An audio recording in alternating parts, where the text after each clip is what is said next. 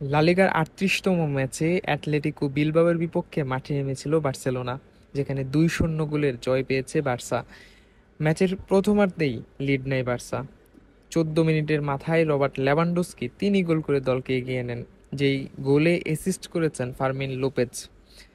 প্রথম গোলের মাত্র ৩ মিনিট পর বার্সাকে লিড দ্বিগুণ করতে সাহায্য করেন Robert Lewandowski.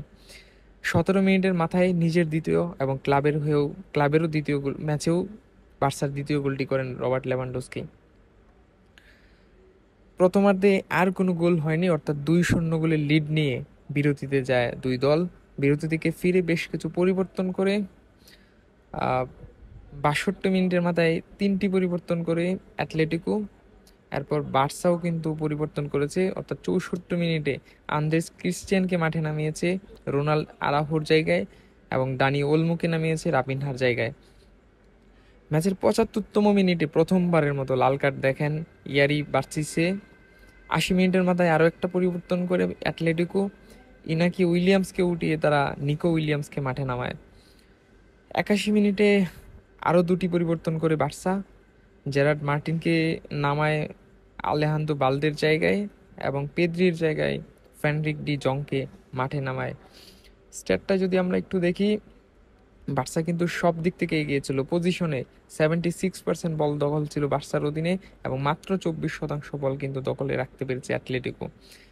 Shot on target বার্সার ৩টা, অ্যাটলেটিকো মাত্র একটা। ডুয়েলস উইনে বার্সা 54% ছিল এবং অ্যাটলেটিকো 45%। ফাউল কনসিড করেছে অ্যাটলেটিকো 20টা, বার্সা সেখানে অর্ধেক অর্থাৎ 10। টোটাল শট নিয়েছে বার্সা 11টা, অ্যাটলেটিকো 10টা। শট অন টার্গেটে বার্সার ছিল 3টা, অ্যাটলেটিকোর একটা। শট অ্যাকুরেসি ছিল বার্সার 27% আর অ্যাটলেটিকোর 10%।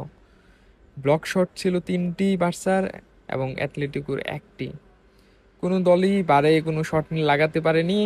ইনসাইড দ্য বক্স শট বার্সার ছিল 7টি, সমান সংখ্যক ছিল অ্যাটলেটিকোরও। আউটসাইড দ্য বক্সে বার্সা 4টি শট নিয়েছে, অ্যাটলেটিকো নিয়েছে 3টি। কর্নার বার্সা পেয়েছে 6টি এবং অ্যাটলেটিকো 2টি।